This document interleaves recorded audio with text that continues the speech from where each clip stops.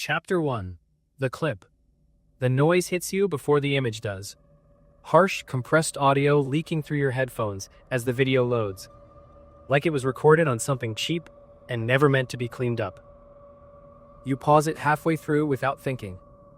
The frame freezes on a corridor. Bright overhead lights, polished floor, someone mid-step, blurred by motion. You lean forward slightly and drag the timeline back a few seconds. This time you watch properly. A door swings open. Someone walks through quickly, head down, moving past the camera. There's a second person just behind them, barely in frame. You almost miss it the first time. Just a shoulder, a step. Enough to exist, but not enough to matter, unless you're looking for it. You sit back in your chair, adjusting your headphones slightly. This isn't your footage. You don't recognize the building. It's just part of the batch you downloaded earlier. The listing was vague. Short editing work, fast turnaround, paid per file. No company name, no contact details, just a download link and a promise of instant payment. A notification appears in the corner of your screen. File 3 requires adjustment. You click it. A single instruction sits beside the video. Remove second individual from frame. That's it. No explanation, no reason. You scrub the timeline again, slower now, focusing on the second figure. It's only visible for a moment, but it's enough. You open your editing tools automatically. Masking, tracking, frame isolation. You've done things like this before. Cleaning clips, removing objects, small freelance fixes. You mark the area and let the software track the movement. The mask follows the figure for a second, then you refine it manually, smoothing the edges so it blends naturally with the background. You play it back. For a single frame, the image flickers slightly. Then the second person is gone. Now it's just one person walking through the door. Clean, uninterrupted. You render the clip and upload it. A few seconds pass. Then your phone buzzes on the desk beside you. Plus 45 pounds. You glance at it, then back at the screen. It's already in your account. No delay, no pending. Another notification appears. Next file ready. You hover your cursor over it for a moment, then click. Chapter 2. The pattern. The files don't stop after that. They come in batches, one after another, like someone is feeding them to you as fast as you can finish them. At first, they seem completely unrelated. Different locations, different camera angles, different types of footage. Some are low-quality CCTV clips, brain crawling across the image. Others are cleaner, body cam footage, phone recordings, stitched timelines built from screenshots. Each one comes with a short instruction. Blur a face, remove a timestamp, cut the last few seconds. Simple work, repetitive, paid instantly. 45 pounds becomes 80 pounds, then 120 pounds, then more. You stop wondering where the files are coming from and start focusing on how fast you can move through them. Your setup changes without you really deciding to change it. Editing software always open, timelines stretched across your monitor, phone placed just within reach so you can feel every payment hit as it lands. After a while, you start to notice the pattern. Every clip contains something small but specific. Not the main event, just a detail that changes how the footage is read. A face in the background, a quick exchange between two people, a few seconds at the end of a conversation that don't seem important until you isolate them. One file holds your attention longer than the others. A street corner at night. Rain hitting the pavement under a weak streetlight. Two people standing beside a car, their outlines softened by the water and distance. One of them is talking. The other keeps shifting slightly, glancing up and down the street. The instruction reads, remove first interaction. You scrub back to the start and watch carefully. At first, you don't see it. Then you catch it. A quick movement, a hand lifting slightly, something small being passed between them. It lasts less than a second, but once you notice it, it changes the entire clip. You trim the footage just before it happens. Now the video begins with both of them already standing there. No exchange, no beginning. Just two people in the rain, as if nothing happened before the camera started recording. You render it and upload it. Plus 120 pounds. You watch the edited version loop once more. It feels cleaner now. Simpler. The same footage, but not the same meaning. That thought lingers for a second longer than it should. Then the next file loads, and you move on. Chapter 3. The missing seconds. The next clip feels wrong before you even understand why. A narrow hallway fills the screen, dimly lit and slightly distorted by the camera angle. The footage starts mid-motion, someone running past the camera fast enough to blur. You pause almost immediately. You drag the timeline back and play it again. Something doesn't line up. The person appears too suddenly, like they've been dropped into the frame instead of entering it. There's no natural lead-in, no gradual movement, just empty space, then motion. You scrub back further, slowing it down frame by frame. That's when you notice the gap. Not a visible cut, not a glitch in the footage, just a break in the movement. A fraction of a second where something should exist, but doesn't. The instruction appears beside the clip. Stabilize sequence. Remove inconsistency. You replay the section again, focusing on the empty space just before the runner appears. For a moment, the hallway is completely still. Then suddenly, it isn't. You open the raw file, expecting to find a clear edit point. But it's the same. No splice, no marker, just missing time. Your hands hover over the keyboard. Technically, the fix is simple. Smooth the frames, blend the transition, make the motion continuous so no one notices the break. But you keep watching, frame by frame, slower this time. Then you see it. One frame, barely visible, a shape crossing the hallway, gone before it fully forms. Not clear enough to identify, but enough to know something was there. And now it isn't. Your phone buzzes on the desk. A message this time. Complete the adjustment. You don't reply. You look back at the timeline, at the gap, at the place where something used to exist. Then back at the instruction. Remove inconsistency. You exhale slowly and start working. A few adjustments, frame blending, motion smoothing, small changes that erase the fracture in the footage. You play it back. Now it's perfect. The hallway looks natural, empty. Then someone runs through. No break, no trace. You render the clip and upload it. Plus £280. You don't look at the money. You're still staring at the timeline, at the place where something used to be. Then, a new message appears. You're getting better. A pause. Next batch is larger. You sit there for a moment, the room quiet around you. Then the next file loads, and this time, you don't rewind. Chapter 4. The same face. The next batch doesn't wait for you to get comfortable. Files load faster now, almost as soon as you finish the last one. You don't even check the payment notifications anymore.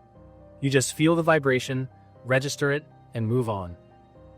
One clip, then another, then another. Different locations, same structure. Remove something small, clean it, send it back, gone. Your workflow tightens without you noticing. You stop watching clips all the way through. You scan for the instruction first, then jump straight to the part you need to fix. Your cursor moves faster, cuts sharper, adjustments cleaner. Then one file loads and you pause. Not because of the footage, because of the face. You've seen it before. You scrub back, watching carefully. A man standing near a doorway, half turned away from the camera. The lighting is different, the angle is different, but it's the same person from an earlier clip. You're sure of it. Remove subject from sequence. You don't move immediately. You scroll back through your recent files, opening 2, then 3. You line them up side by side on your screen. Same face, different locations, different times. Always near the edge of the frame. Always just present enough to matter. Your chest tightens slightly. You go back to the current clip. The man shifts his weight, glances briefly toward the camera, then looks away. Nothing dramatic, nothing that would stand out unless you were looking for him. But now you are. Your phone buzzes. Complete file. You hover over the tools, then start working. Mask, track, remove. This time it takes longer. The movement is more complex. The lighting changes as he steps forward slightly, forcing you to adjust the mask frame by frame. You play it back. He's gone. The doorway is empty. The scene still works, but it doesn't feel the same anymore. You render it, upload, plus £600. You stare at the finished clip for a second longer than usual. Then another message appears. Good. Pause. Watch for repeats. Your stomach drops slightly. Repeats. Chapter 5. what you're changing. You start watching the clips again. Not properly, not from start to finish, but enough to understand what you're looking at. The next few files confirm it. The same man appears again. Different place, different time. Always just on the edge of the footage. Always doing something small. Standing, walking, passing through. Every time the instruction is the same. Remove. You begin to notice something else too. The clips are connected. Not directly, not obviously, but when you line them up, they form something. A sequence. A timeline. Pieces of the same event, captured from different angles, different cameras, different moments. And every time you edit one, that event changes slightly. You test it. You open an older clip you already finished. Watch it again. Then compare it to a newer one. Without the man, the interaction doesn't make sense anymore. The spacing feels off. The movement of other people doesn't line up as cleanly. You've seen enough footage to recognize when something is missing. And now you're the one removing it. Your phone buzzes again. Focus on instruction. Another message follows immediately. Do not analyze. You stare at the words, then back at the footage. The next file loads automatically. This time, it's clearer than anything before. A room. Bright lighting. Multiple people. The same man stands near the center for a moment before stepping out of frame. The instruction appears. Remove subject entirely.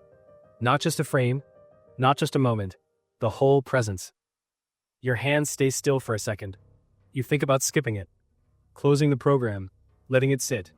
Your phone vibrates harder this time. Complete now. Another message appears. Delays affect output. The words feel heavier than before. Less like instructions. More like pressure. You swallow, then start working, frame by frame.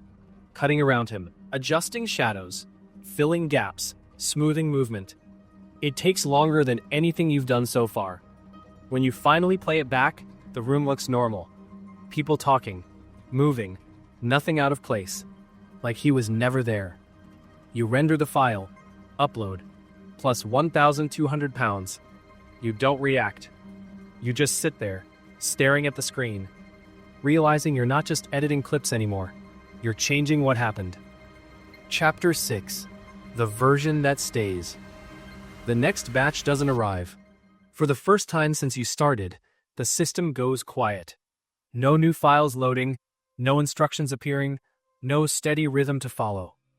You sit there for a while, hands resting near the keyboard, eyes fixed on the empty timeline, as if something might appear if you wait long enough. The silence feels wrong. You've gotten used to the constant flow, the steady sequence of clips, the sense that there's always something next.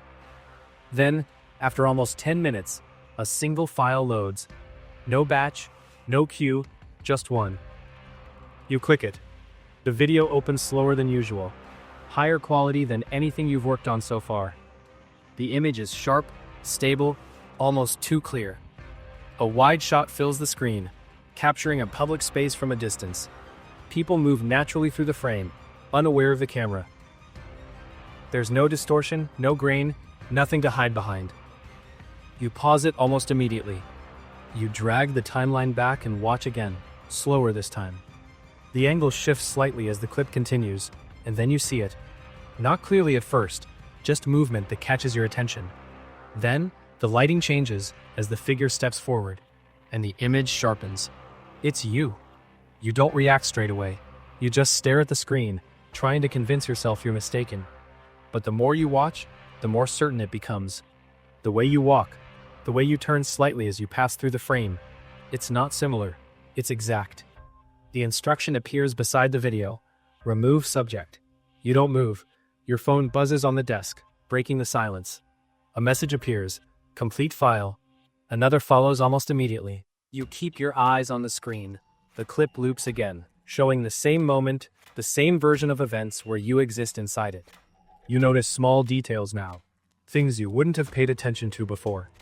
The distance between you and the camera, the timing of your movement, the way everything else in the frame adjusts around you. Your cursor hovers over the editing tools. You know exactly how to do it. You've done it over and over again. Remove the subject, rebuild the scene, make it look like nothing is missing. Your phone vibrates again. Do not delay. You exhale slowly and lean forward.